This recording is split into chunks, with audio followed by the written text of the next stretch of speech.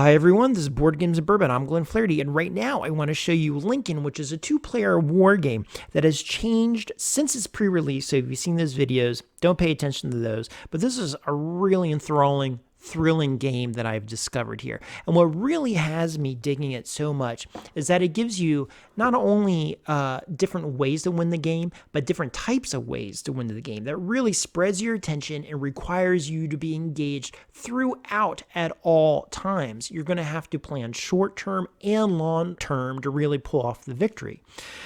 Now, in short, you're trying to win the Civil War. You have the North and you have the South. The North has stronger troops, but less area that they control. The South has more area, but weaker troops.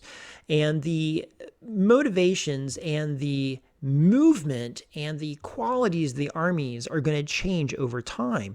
Each of you are going to get decks, but the decks are going to move in two different ways. The North is going to get decks that start weak, but they get stronger and stronger. And there's going to be checkpoints along the way to see if you win. Now, when you start, you're going to start with a deck of cards, and let me open this up here. This is your essentially zero deck of cards. When you play these cards, you're going to be playing them for different qualities. We'll look at this just for an example here.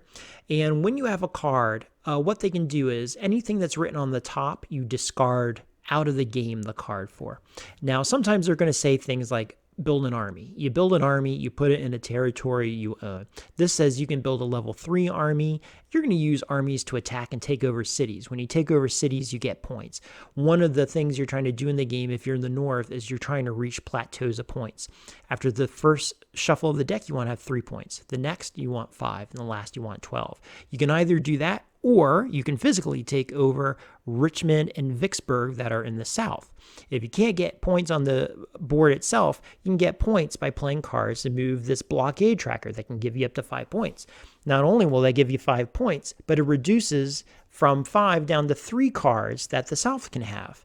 The South, on the other hand, basically wants to just trip you up and prevent you from doing any of those goals. Maybe they can come over here and get Washington. That's unlikely because there's a lot of fortifications here. Like when I move a troop in, it basically plays like Risk. I might have a level 2 person, you have a level 5. You add a card based on what's called a little leader symbol. There's little stars like bonus points on your army, but sometimes the locations are offset. If I attack from this side, there's a +2 for the defender. If I come from this side, a +10 from the defender. So it's really hard to take over Washington if you're South.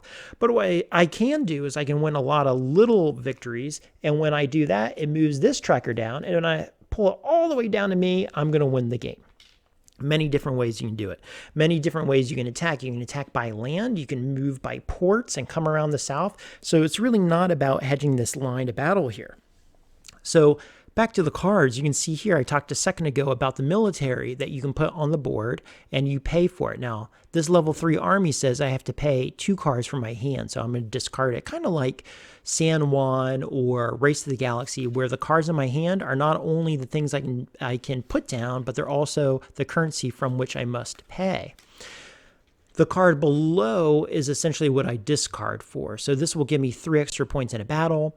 This little train symbol will let me move all my armies 1 unit over or 1 army anywhere I want, as long as it's legally connected. And legally connected means into a spot that doesn't have the opponent in it, okay, that I own.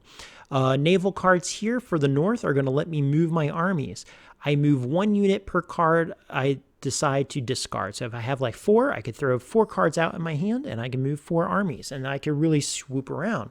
Some of them are going to say I can build forts. Let's see if I can find a fort card. Well, of course I can't find a fort card right now, but this is what they look like. It's just a little fort shit.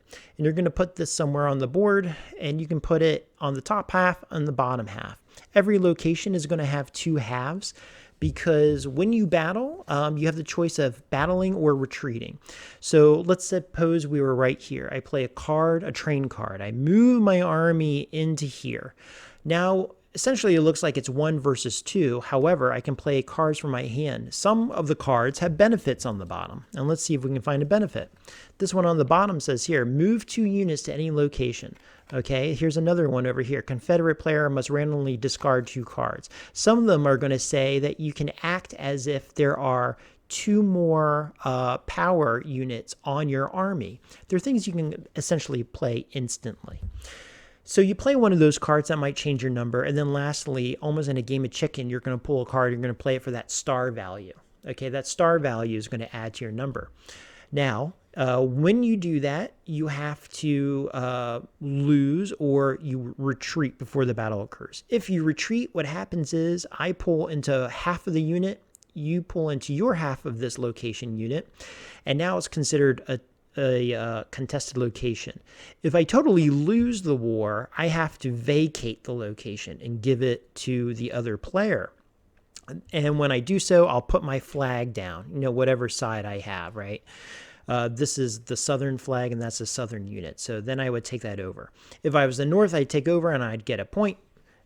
For me, I really don't get points this way. I'd have to come... Well, I don't think I get any points that way, do I? It's only this way. Yep. So if the north comes over, they'd get a point. Get a point here, 2 points here, 3 points on Richmond. You're going to get a lot of points through the blockade. When you battle, you have to discard your counters or your chits, whatever you want to call them. But it's interesting because you don't discard the number of armies you have. Like if I have 4 armies here, let's say for this argument, I have 5 armies here. I don't discard half rounded down. So for instance, if I lost this battle, I have a 3 and a 2, that's 5. Half of that is a 2.5. And then if I'm the loser, round up, that would mean I lose 3 armies. But not here. What I have is 2 counters. So you split 2 counters in half, it's 1, and then you throw 1 away. So I actually only throw a number 2 away instead of losing the 3. So the math is a little different there, which is kind of cool. And then like with the card play, of course, the north, as you go through the decks, you have those checkpoints. Did I hit 3 points? Did I hit 5 points? Did I hit 12 points after every shuffle? If any of those aren't met, I lose the game essentially.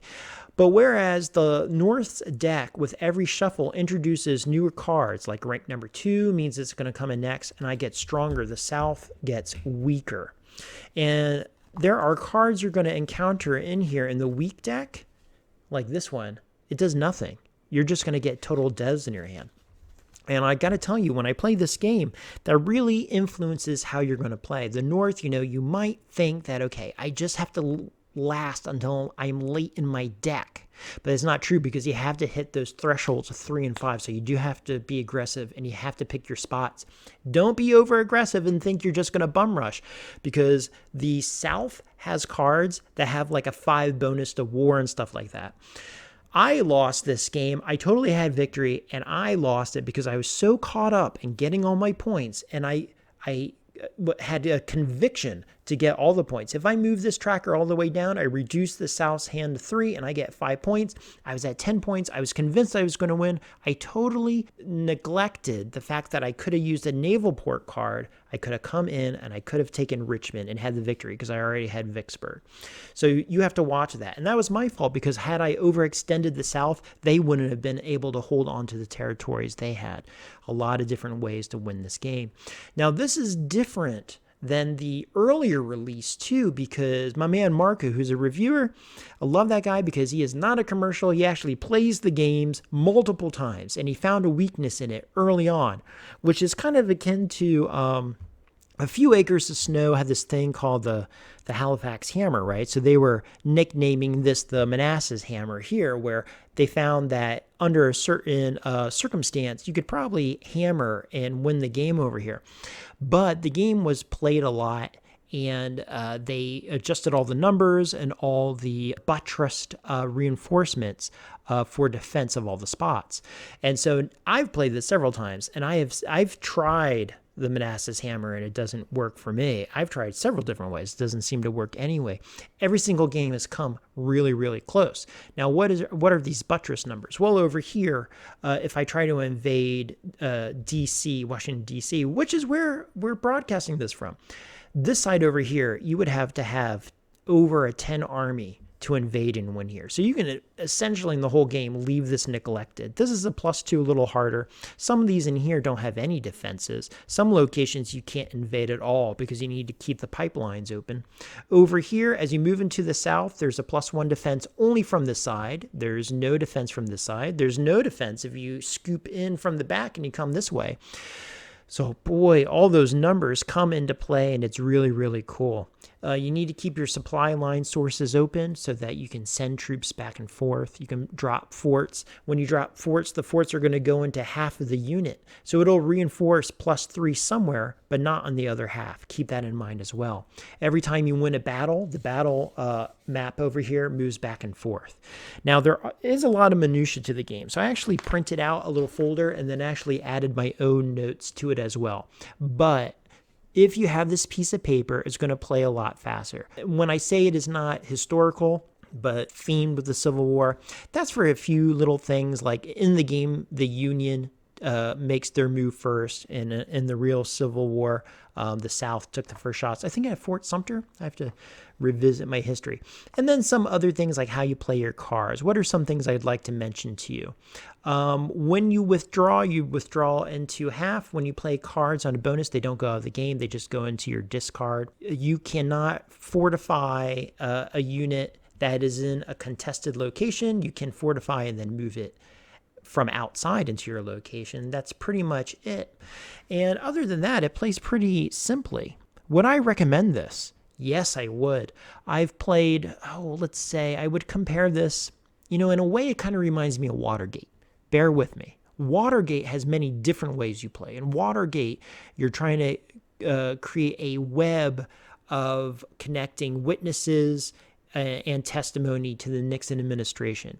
You're moving a marker back and forth, a very famous, kind of war tracker. You see this in Twilight Struggle, back and forth. You're trying to tip public favor in your way. Nixon administration is trying to simply outlast. You could say that's kind of like the South, whereas the North is trying to tip the scale and get special powers. The markers that move back and forth are essentially this thing. So you have a lot of familiar touchstones there. Well, anyway, that is Lincoln. I've had a lot of fun with it. It's going to come very easily. Every time you play it, there's going to be a lot of different strategies you're going to play. The decks run out so fast, I'm not sure you're going to get to all of them. Am I going to invade by land? Am I going to involve the Seymour? Am I going to spend my cards and move the blockade? Am I going to try to outlast? Am I going to try to do it on points or just get the location? What mix of those elements am I going to do? Am I going to apply pressure? Am I going to try to sneak attack and not let them see it? You just never know. So anyway, that is Lincoln. This is put out by PSC Games. A lot of fun. It's also the company who put out Blitzkrieg, another cool little board game. So if you have questions, let me know. I'm happy to answer. And until next time, friends, take care and see you then. Bye.